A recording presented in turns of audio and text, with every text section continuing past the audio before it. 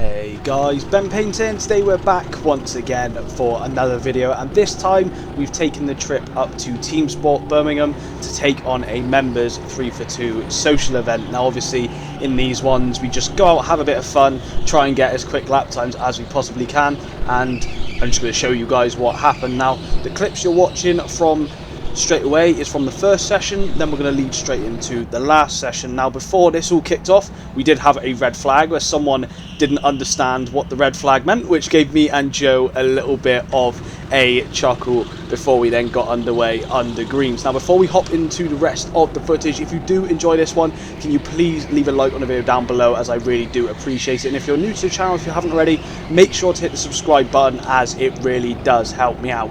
But with this in mind, we're going to jump straight into our first flying lap here. You can see us rounding out the final corner here before diving into the start finish line, and we're just going to try and keep up with Joseph Simcock, who is officially the fastest member at Teamsport Birmingham ever, so we want to try and keep up with him as much as we can. You can see pretty quickly that he has gained about 700 kart lengths on us, and I knew that this was going to be quite difficult, especially coming up here for only the third time after not being here for about a year as well. So we're a little bit rusty, and we were just going to see what we could do, see if we could keep up, see if we could follow some of his lines, and see if we could learn as quickly as possible. Now my fastest lap time at the track so far is a 45.7, so if we can get anywhere near that, then it's going to be a bit of a bonus. Obviously this was in the old karts as well, so we're just going to see what we can do since they've changed the karts over. Now we do lose Joe pretty quickly, as mentioned, and we come across the line on our first lap with a 47.949, which is definitely not a quick lap at all by any stretch of the imagination. Now I was struggling quite early on in this kart on the surface with the back end just stepping out. I was really trying to keep my foot planted into the accelerator, but I found I was just losing a lot of rear grip. Now obviously this was the first session and the karts were quite cold. I was obviously not very used to the track, so it was obviously a bit of a recipe for disaster. You can see me clipping some of the walls here and there, as I just wasn't quite finding my bearings very early on into the first couple of laps. You can see once again trying to get into this double hairpin section, really not getting the rotation that we want, and ending up in the middle of the track through the first hairpin, which you don't want to do.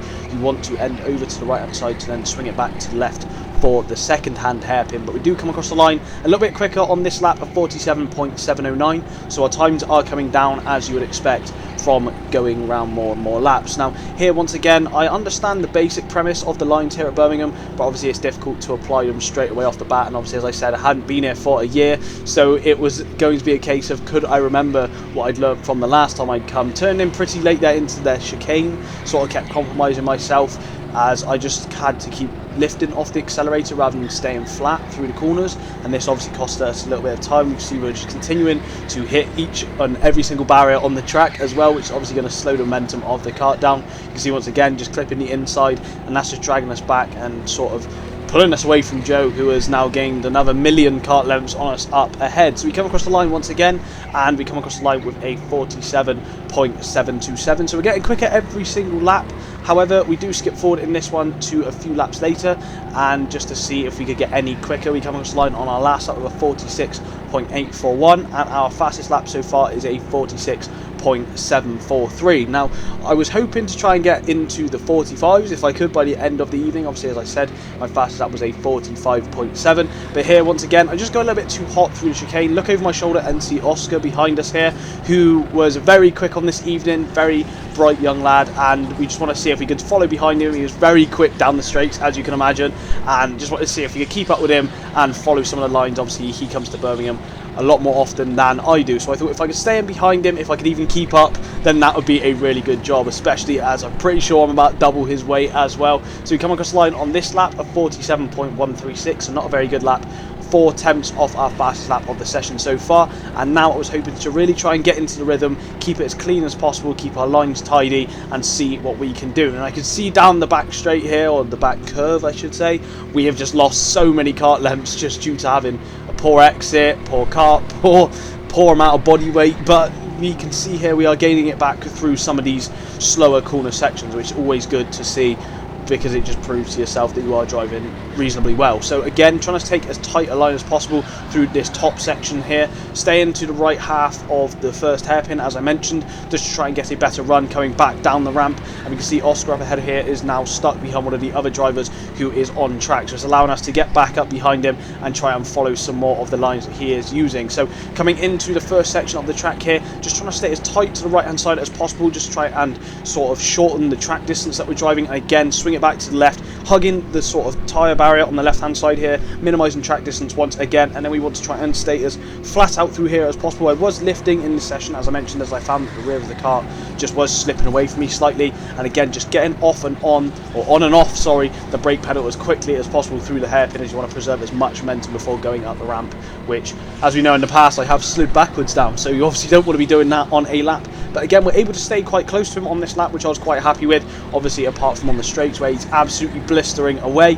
But we keep it nice and tight here. You can see he's using the nice cheeky line to go straight on over the start finish line to get a faster lap time, and whilst being in behind him, we have actually produced our fastest lap of the session so far, and I believe this was the fastest lap of this session of 46.316, which I was quite happy with. Obviously only 6 tenths off our fastest lap, and I knew that we did have some room for improvement going into the later session. So again, trying to just preserve the momentum that we just had from the last lap and try and stay as consistent as we can be. We obviously don't want to put in a quick lap and then lose all our momentum, our concentration, and go backwards, sort of losing progress. So again, there's the pillar on the right hand side that I was using as a bit of a braking reference there before swinging the car into the right. It's a very tricky corner to get right. It's a very sharp right hand corner, and you want to try and sort of keep the revs up as much as you can. We come across the line once again of 46.627, which is 3 tenths slower than our previous lap time, which I was a bit disappointed with, but I knew that there was still areas where I was making mistakes. You can see there once again clipping the inside barrier. That's obviously going to lose us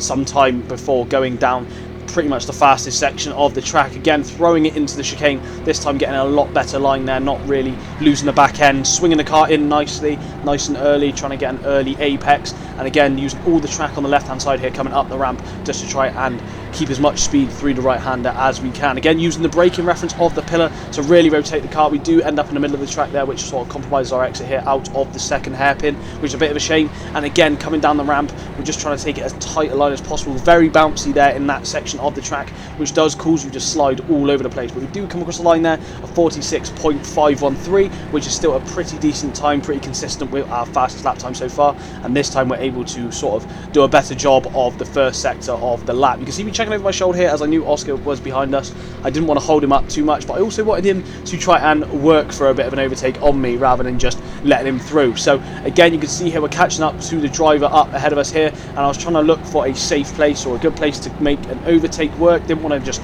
send a dirty dive bomb down the inside. Obviously this is a time session, no need for that. We're not really racing for position, and I could see the opportunity open up here. I tried to sort of get a little bit of a switchback, but unfortunately didn't quite get the run out of the corner, so I decided to lift off, let Oscar through, and to my surprise this was in fact the end of the first session. So obviously we come across the line a little bit slower there, 47.770, but that was the end of our first session. Very happy with that.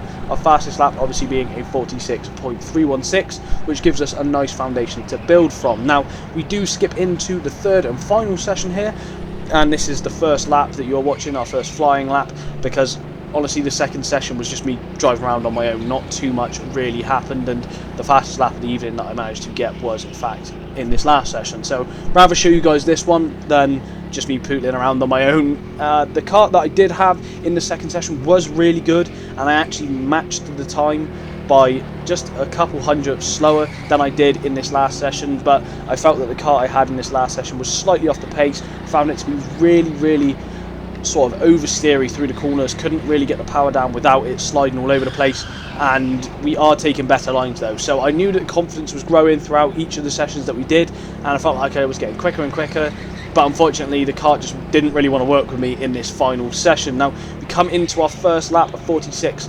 0.491, which is only a tenth off our fastest lap from the first session, and obviously for a first lap that's obviously a lot better. So I knew that we were getting quicker and quicker. Obviously the karts are getting warmer as well. I'm becoming more confident, as I mentioned, so we're just trying to take as clean lines as we can, see what we can do, and see if we can put in a very good lap time. Again, going through the chicane section, trying to stay as flat as possible. I was lifting off slightly here and there just to make sure the kart was stable, staying all the way to the left hand side here, and there's a little kink in the left hand barrier that is then used as a sort of turning in reference that gets you as close to the apex as you can possibly be. Again, you can see here I'm sort of sacrificing my momentum going into the corner this time in this session, into the first hairpin, so I can get a better run coming out of the second hairpin to then go down the ramp. And this is sort of evident in our lap times as we come down to a 46.478, so we're going quicker and quicker every lap time rather than sort of staying around the same sort of times, even though we did just stay around the same sort of times, but we do get quicker as the session goes on, which you are going to see. Again, staying to the left hand side, trying to stay as tight as possible to minimise that track distance. As I mentioned, obviously if you sort of open it up all the way to the right, then you're just sort of costing yourself valuable time as you just open the track up to a place that you don't really need it to be. Again, turning in nice and early, clipping the barrier on the inside just to try and get as close to that apex as we can, braking really hard, turning in nice and aggressively to then power out of the exit of the second hairpin once again. Coming down the ramp, staying to the middle of the track, much like I've mentioned towards the other parts of the track, just to minimise track distance. No need to go all the way out to the left as it just sort of sacrifices your time, but we come across the line with a fastest lap of the session so far, 46.052, which I was very happy with. Again, trying to get as tight to the barriers as we can be. We're trying to stay more to the middle, to the left this time, just to open the corner up a little bit, keep the kart steering as straight as possible to try and get as much power out of the kart as we can. And we are now closing in on a driver up ahead. There is a little bit of a divot on the left hand side at that bottom hairpin there, which you can use as a braking and turning reference, which I was using, and it seemed to work pretty well. I felt like I was able to carry quite a bit of momentum through there. I thought about going for a bit of a dive bomb here, but the driver just goes in really hot into the corner. We then take a bit of a battering from the side, but obviously nothing to worry about. So we carry on our way here. Obviously this lap's going to be a little bit slower, but we do come across the line on this one with a 46.812, and I was determined to really put in a quick lap time, get into the 45s, and hopefully manage to sort of best our personal best so far at the track. I knew that I had the ability in me. I knew that over a year I have improved at go-karting, so I'd like to think that we would go a little bit quicker. So let's see what we can do here. Coming into the chicane section once again, really flicking the car. You need to be really aggressive and brave through that section of the track. If you're not, you're just going to sacrifice time and tense, as you really want to keep the momentum up, the revs up, as it just allows you to be as quick as you can be in that bottom section of the track. Coming up to the top double hairpin section once again, really sliding the car in. You can see how much time I'm losing from just sliding it into the corner, but it does seem to be quicker than trying to take a more slow or aggressive approach on the wheel. And we do come across the line here on this lap with a 46.255, so we still haven't reached the 45-second sort of mark in this one, but this time I decided that I really wanted to try and get that 45, so I knew that if I was going to get that, I would have to do sort of the same tactic that Oscar used to try and come across at the start-finish line. So rather than turning into the corner, you just really want to send it, go as straight as possible and turn in as late as you can, because obviously the further you're going forward for, then the quicker the kart's going to be going into the corner, and that's where the timing beam is. So here I could tell on this lap that I was feeling pretty confident, pretty good, that this was a good lap, really getting the kart rotated here in these top two hairpins, maybe overstepping the mark a little bit there, but coming into the final hairpin here, going a little bit wide, so losing probably a tenth or two there. But as you can see, we come across the line, go as straight as possible and then flick it in late, and we come across the line with a 45.928, which was in fact our fastest lap of the evening, which was very good. Now, a little bit of a bonus clip here at the end. We didn't actually go any quicker than that throughout the rest of the session, but it wouldn't be a benpaines video if we didn't cause a little bit of carnage. So going up the inside of the driver here on the right hand side, we just spin them out reverse into the wall. Now, that does in fact bring us to the end of the video, guys, because what you are watching now is in fact the last lap. I believe that the marshals just saw what I did, realised I was a bit of a bandit, and decided to abandon the rest of the session. So this does in fact bring us to the end of the video, guys. So I hope you guys have enjoyed this one. If you have, can you please leave a like on the video down below, as I really do appreciate it. And if you're new to the channel, if you haven't already, make sure to hit the subscribe button, as it really does help me out. I will be consistently uploading for every week as usual, much like I always have, even though we don't have any outdoor races until the end of August and the start of September. So I am in fact going over the next couple of weeks to Teamsport Reading and Teamsport Leicester for a bit of fun as well, much like I have on this evening, so look out for those uploads in the near future. But in the meantime, I'll catch you guys in the next one. Take care.